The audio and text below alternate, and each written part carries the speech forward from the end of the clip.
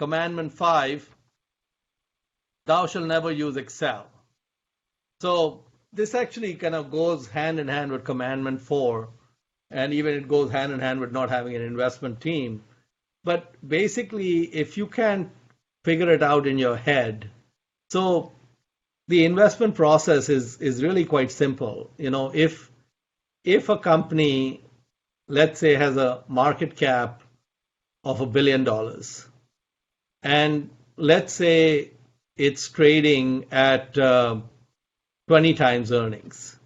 So trailing earnings are 50 million, for example, and let's assume those are owner earnings that you can withdraw as dividends and such to keep it simple. Well, the $1 billion market cap, whether that is undervalued or overvalued or fairly valued, one can only make a judgment of that if one can figure out the cash flows that are coming out of the business over the next, it's from now to Judgment Day, but you can approximate that to be now, between now and the next 10 or 20 years, because after that it really doesn't matter. The terminal values become too small. And so if this business is trading at 20 times earnings, and if earnings are expected to grow at, let's say, 10 or 15% a year, then what you can do, and if you have a very high degree of conviction that 10 or 15% rate of earnings growth is sustainable for a very long period of time, maybe 15 or 20 years, then you can actually, run the math. You can say, okay, year one, the earnings are 50 million. Year two, the earnings are 60 million. Year three, the earnings are, if you're growing at 20%, but if you're growing at 10%, 50, 55, 60 and a half, 66 and change, and just keep going from there. And then you have to discount each of those by your expected rate of return.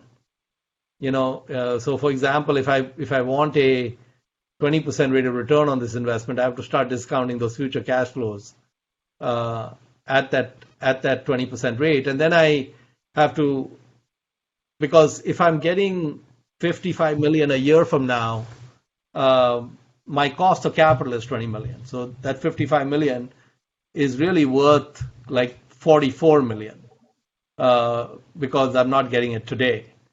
And so as I discount all those future cash flows and run those numbers, it will be very hard to get to 1 billion because the earnings are growing at 10%, but your expectation is 20. So it will be a kind of a declining future stream. Every year will be less than 50 million, in effect, and in present value. And so the math just doesn't work. Now, if you reduce your return expectations to something like 8%, it may work. If you said, I only want a 7 or 8% return, that may work. But even then, there are some heroic assumptions. And we already saw what Templeton said, that you're going to be wrong 1/3 of the time, and capitalism is brutal. So unless this is a fast-growing funeral services operation, it's not going to be there clocking 20% or 10% a year for 15 years because it's just difficult in business to have that much of a runway without people coming in to take your moat away. And so the thing is that how do we get around that? Well, the way we get around that is by making the math really simple. And the way we make the math really simple is we go back to PE of 1.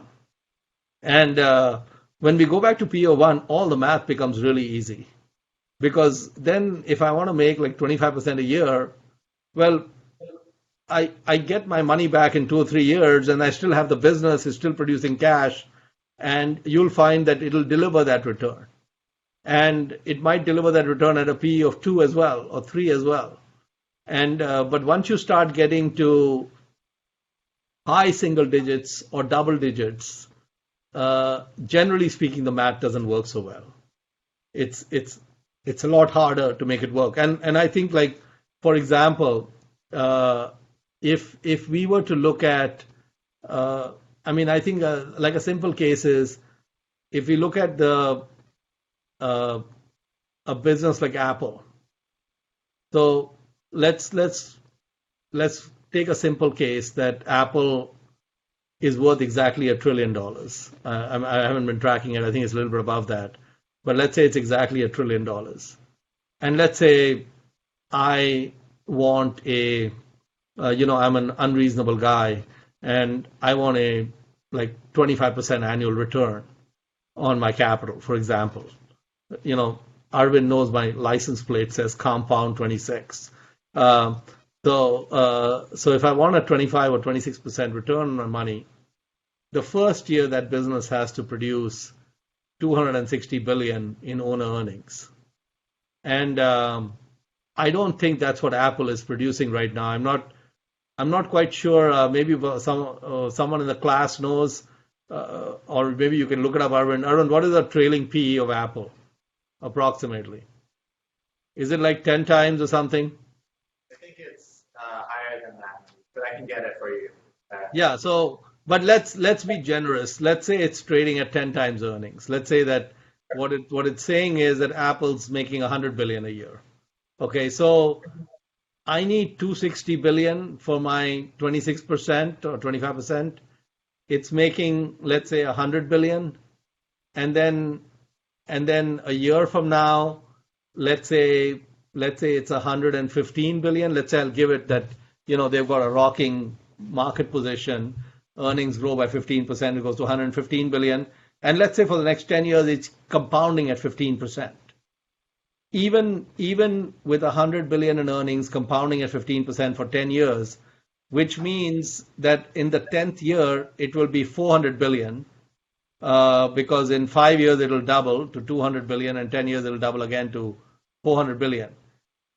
That 10th year 400 billion uh, is not worth 260 billion today, because when I discount that at the 26% rate, I have to it will go down below 100, because it's just, it needs to be doubling every 3 years and such. So anyway, the bottom line is that if your return expectations are something like 7% a year, and Apple is growing at, 6-7% a year or something, it may work.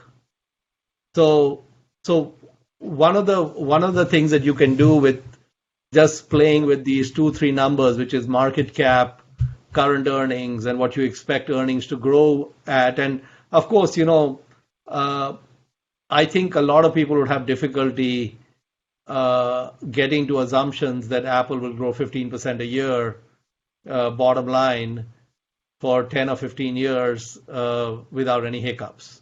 That may happen. It's a very dominant company in a dominant position, but we've seen a lot of past dominant companies have problems in these areas. So the thing is that when I look at something like Apple, it doesn't even take a femtosecond to take a pass.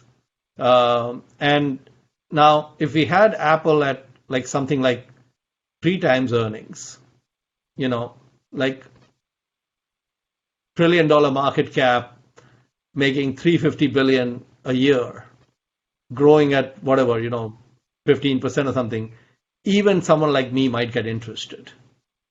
You know, so the thing is that a PE of 3 on Apple might get me excited, and a PE of 10, uh, not quite as exciting.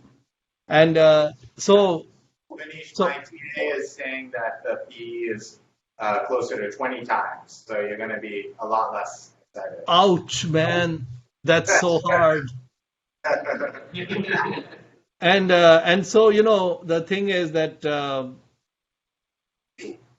if you run this same math starting at 50 billion, which is where trailing earnings are, And even if you take heroic assumptions of 20% growth, unabated, I still can't get to the promised land.